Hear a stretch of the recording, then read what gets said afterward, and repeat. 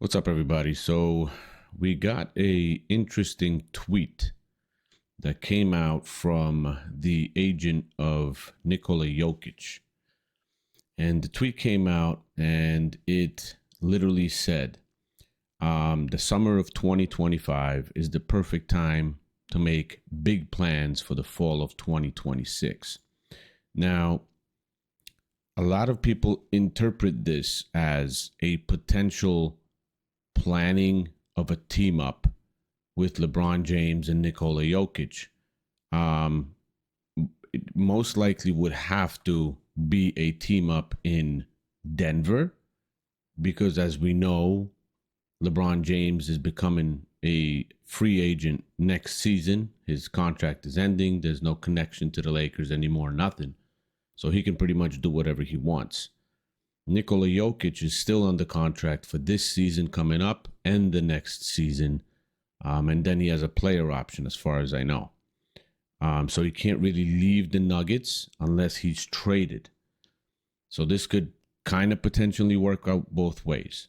When LeBron James comes off the cap next season for the Lakers, and this might have been done purposefully now as I think about it, because his $52 million contract is coming off the books, and the Lakers are making some moves to kind of protect their cap space and things like that a little bit. So if that comes off, then LeBron James might be interested in actually accepting a mid-level, or like a veteran minimum or whatever it might be, of like $5 million a season, while getting a trade for Nikola Jokic somehow to the Lakers. But that has a very low chance of happening. The Denver Nuggets are not giving up Nikola Jokic unless something incredibly crazy would go on and happen. Now, if that doesn't go that way, then potentially LeBron James could, of course, sign with the Denver Nuggets, join Nikola Jokic for a potential last dance in Denver. But he has been on video in the past, as far as I've seen, saying that he wants to end his career in Los Angeles. So I don't know how that's going to work out. But there's another angle to the story. And I think this one, in my opinion, is the most probable. LeBron's longtime associate, Maverick Carter, and I've talked about this in previous video, has been spearheading with LeBron James an ambitious plan to launch a $5 billion international basketball league.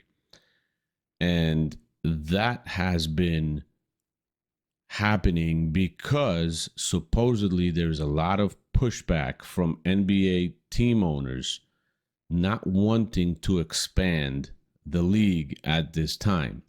LeBron James recognizes he won't ultimately become an owner of an NBA franchise, or he wants the NBA to think about what he can do if they don't acquiesce and ultimately let him become the owner of an NBA franchise down the line. Now, if he talked about it before the in-season tournament for the Lakers won the in-season tournament last year, he would love to become the owner of an NBA team. He would love to bring a team to Las Vegas and be a part owner for that.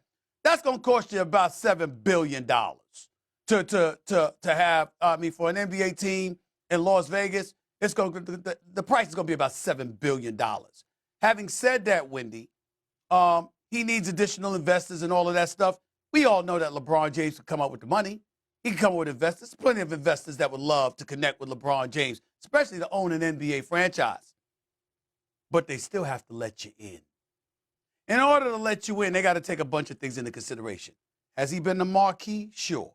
Has he answered the call as the marquee? Fine. He's got 4 championships, 4 league MVPs. Has never cheated the game with his effort, his conditioning, et cetera, et cetera.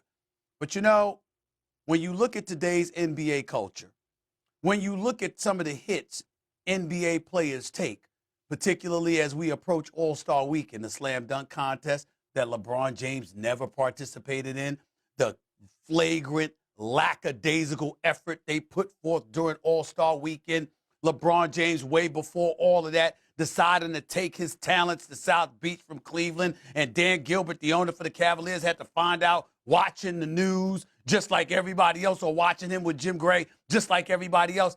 Those kind of things are the kind of, along with that player empowerment movement that LeBron has instigated, which people like myself clearly applaud him for. Those kind of things, the flagrant manner in which he has done it, that has served to turn owners off, which you know all too well, Wendy. How good or how much does that serve to ingratiate him with them in terms of their support with him coming in as an owner? Everybody wanted that for Michael Jordan because of what Michael Jordan did for the league. Even though people like myself, you, and others appreciate what LeBron has done in terms of his part, he's been a beneficiary of the sacrifices that the Magic Johnsons, the Larry Birds, the Michael Jordan, and others have made. And there are some who believe there is an absence of appreciation on his part in that regard, which is why they would probably get in the way of him having an ownership stake, which would explain a story like this. So they don't want a team in Vegas at the moment, which LeBron James was interested in, and they don't want another team anywhere right now. So they're not interested. They don't want to agree to it. So if that doesn't happen, then we know that LeBron James wants to become an owner or part owner of an NBA team. So if the expansion doesn't happen and he can't get involved with the Vegas team, then potentially there's no way for him to become an owner or a part owner in the NBA. It looks like the NBA owners want to kind of freeze him out for a while. I don't know how much truth there is to that, but he was already saying about a year ago that if the NBA won't expand and they'll wait too long and they won't have extra teams that he can actually join in as a part owner or an owner, and he was interested mainly in the Vegas team, then he might actually try to create a league with an international basketball league that would and would try to compete somewhat with the NBA. Of course, it's not going to be, you're not going to be competing with a brand new league with the NBA. I mean, that's just not going to happen. But you might at least potentially steal some talent from the NBA, which would hurt the NBA a little bit in that regard. So as far as I know, Raznatovic, who is the agent for Nikola Jokic, also represents a very large number of EuroLeague basketball players. So for LeBron James and Maverick Carter, if they're trying to make that league work, or at least talking about it and kind of figure things out, I mean, Raznatovic looks like would be the one of the best partners that they could have in that. Now, if James transitions into ownership or front office influence post-retirement, tapping into the European talent pool through Raznatovic might be a big play for him potentially as an NBA owner as well. But there's a lot of rumors, as I've heard, that a lot of owners in the NBA are opposed to an expansion at this time. And this might be potentially to freeze out LeBron James and not allow him to become an owner. They see how he works, how he manipulates narratives and kind of gets his tentacles through Crutch Sports and all that other stuff into a lot of different areas of basketball. And I don't think that the NBA owners want somebody like that owning an NBA team and potentially through Clutch Sports have an advantage over them on signing players and giving them deals and all that other stuff. So from my perspective, this could potentially mean two things. I think that International Basketball League, in my opinion, is kind of BS. And I think it's more to scare the NBA into pressuring the NBA owners into allowing an expansion, because he really wants to be involved in the NBA, not some other separate brand new league. And he would love to be part owner in the Vegas team. The other story that might potentially happen, since he still hasn't announced his retirement, and he's not going to, it's just speculation. A lot of, sources said that he's, very close to announcing when he's going to retire and all that. I don't believe that. The guy loves the attention, and I think it's been done for attention. And I think that he doesn't want to really retire at this time. And I already mentioned the reason for that in one of my previous videos, and you all heard it. Now, other than that, I think the only other option that's potentially a doable one is if Nikola Jokic is in Denver after this season, and he has to be because he's under contract.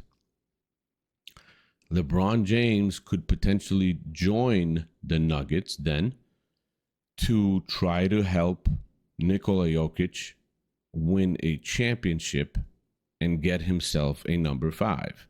Unfortunately, that's not going to be as a Laker. So there's a lot of things that this could go. I believe this was meant to kind of stir up more news about, of course, LeBron James, because he loves to be in the news cycle no matter what he says. The attention has to be on LeBron, what he's doing, where is he going? Is he, going to move on? Is he going to retire? It constantly has to be about LeBron James. That's what he loves. That's what he lives off, and it gives us opportunities too. So, that's kind of my view on it, and I wanted to find out what you guys also think.